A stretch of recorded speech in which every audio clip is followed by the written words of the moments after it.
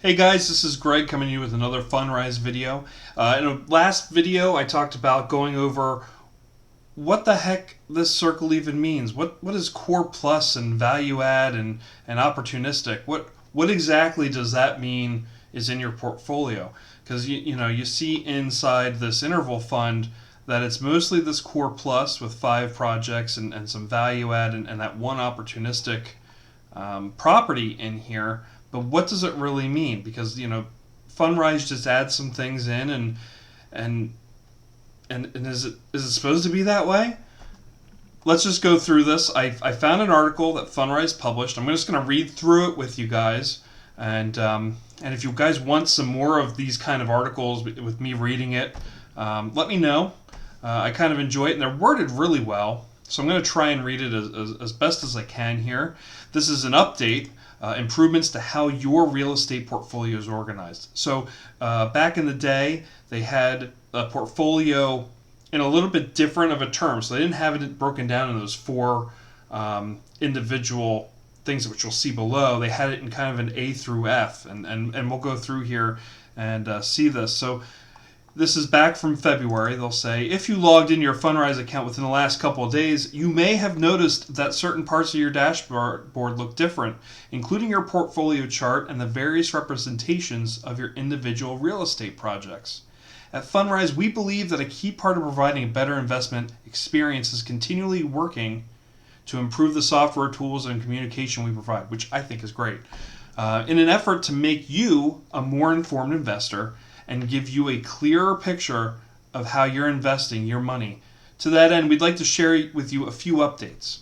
So your portfolio is now organized by real estate strategy. If you've been investing with us for a while, you are likely somewhat familiar with the Fundrise Rating, a framework we designed to convey the relative risk-return expectations of individual real estate investments. While not a measure of investment quality, this framework took the many various data points that take up our investment analysis and simplified them down into a few key attributes that translated into a letter rating from A to F. A being the lower expected risk return profile, and F being the higher risk reward profile. While a useful tool based on its original intended purpose, we came to feel that the Fundrise rating was limited, particularly as the platform continued to grow. In 2014, when we developed the rating, the main way to invest on the platform was to choose between a limited number of existing individual real estate opportunities, all generally within a similar debt or debt-like preferred investment structure.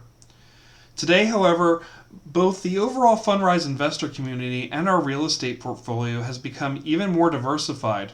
As of this writing, back in February, we have 225 active investments across 16 states and more than 150,000 individual investors, which I'm sure has definitely risen since this was written. Additionally, more of these investors are investing for the long term, with the majority of the assets that a typical investor may own over their time with us having not yet been acquired, which is really important. A lot of the money that you're putting in right now is going to go towards projects that they haven't even invested yet or haven't even thought of investing in yet. As a result, it became clear to us that organizing investments by the real estate strategy within which they fall would be a more intuitive and effective way to communicate the intent behind the investments we're making and how those investments relate to the expected outcomes. So as you can see here, their overall real estate strategies is just 4. Okay, fixed income, core plus, value add, and opportunistic.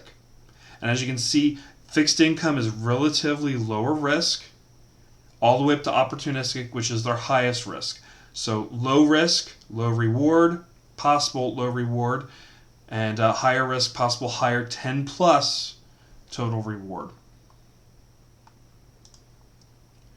So if you work in the real estate industry or have prior experience with private real estate investments, then those strategies will likely be familiar. However, there's no universally agreed upon standard as to what specifically delineates the cutoff of what is in or isn't included in certain strategies. The value lies in providing an overall organizing principle. In order to help you better understand how to interpret those strategies as they relate to your portfolio, here's a more detailed look. So note that this is meant to be an overview of private real estate investing strategies as a general concept and is not meant to represent the performance of a particular Fundrise investment. All investments involve risk and there's no guarantee on any rewards.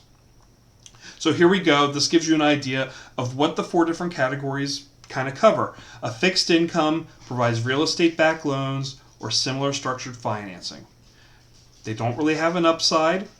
They typically begin earning interest immediately. Their interest income with an average return over life of investment of about 4 to 8%. They typically have a low variability of return. The Core Plus, the focus there is acquiring and operating stabilized cash flowing real estate, which does have an upside. They begin earning income shortly after acquisition. These are mainly a rental income with some growth, with a 6 to 10% average return over the life of the investment. And it's a moderate. Then you get into the value add. Okay, those are acquire real estate that needs improvements and or the lease up. Okay, which you've seen a lot of that in my video that I covered on what's in my portfolio. They do participate in an upside, and they usually have several months to a year to begin seeing returns, because remember, you're looking at improving the grounds, the property, and waiting for that lease to come up. So that's looking at an 8 to 12% expected average return over the life of the investment, and a 2 to 4% income over the life of investment. Okay, so that's a high expected variability of return. Now you have the opportunistic, which they're looking to acquire and either develop or redevelop the real estate, often taking it down to bones, bringing it back up. It's going to have an upside, and often you're looking at 2 years or more to begin seeing returns on that kind of thing, and it's just looking primarily at growth with a 10% upside average return over the life of the investment, and 0 to 2% on income. So if you're looking for an income strategy, monthly or things like that, like dividends, it's not going to come from the second half of this. It's going to come from the fixed income and the Core Plus side.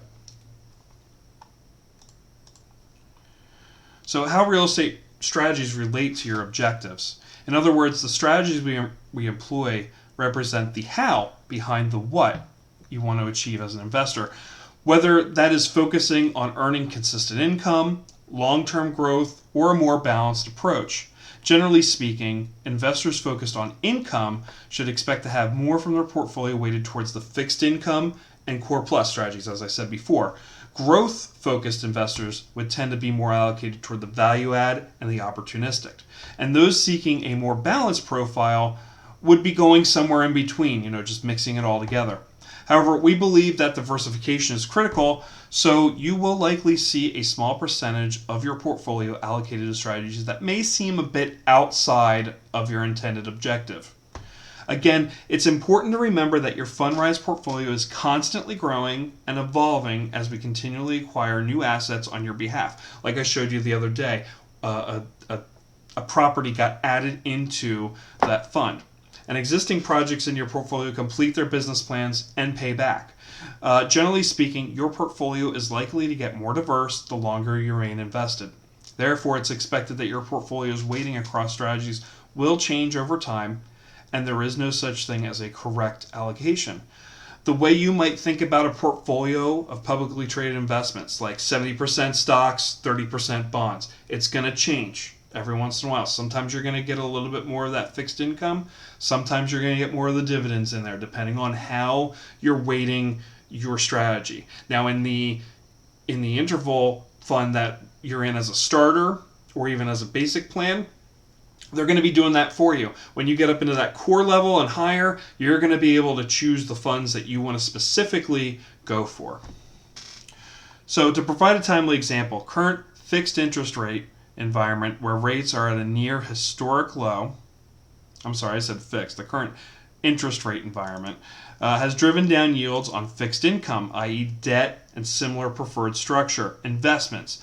In many cases, we believe a Core Plus strategy, i.e. ownership of stabilized cash flowing real estate with some upside potential represents a better overall risk adjusted return in this environment, and while still generating attractive yields. And accordingly, we may shift a greater share of our deployment into the strategy for the time being. So like I said, they will try and shift it around best for you or best for their investment as a whole.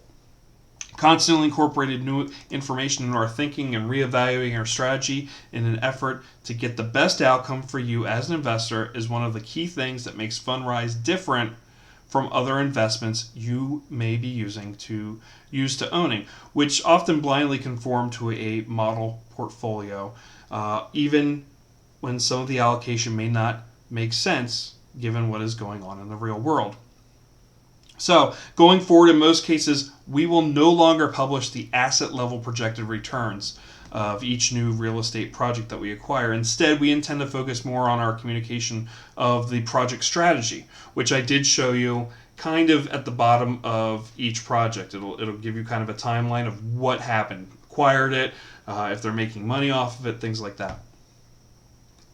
Ultimately, we have added more and more assets to the broader Fundrise portfolio. The returns for any one single asset have an ever-decreasing impact on overall performance. So these projections have become less and less useful over time as a handle for both expectation setting and evaluating our effectiveness as managers. What matters is how our strategies are performed as a whole and how that translates to the results we aim to achieve for you. For existing projects that have published project returns, investors will still be able to refer to them by navigating the key facts. So there they go. So I hope this helped you. We'll go back up here to these charts for the risk and reward and what they kind of cover. If you have questions, if you want me to delve a little deeper into something, please let me know in the comments. I hope you enjoyed this. Please make sure to subscribe. Please make sure to hit that like button and the little bell that shows up that'll let you know that when I make a new video, it kind of just shows up on your homepage. I've really enjoyed making these, and if you have any kind of suggestions, just send me a message, send me a comment, anything like that. I do love making these videos for you guys, and I love getting the information out a little bit more. And I hope that just reading it, instead of me reading it to you and verbalizing, kind of putting some opinions and some extra information there helps. And it's a little bit more informative than just you kind of just droning on and reading it yourself. So please, again, make sure to subscribe, hit the like button, and we'll talk to you next time. Thanks, guys. Bye.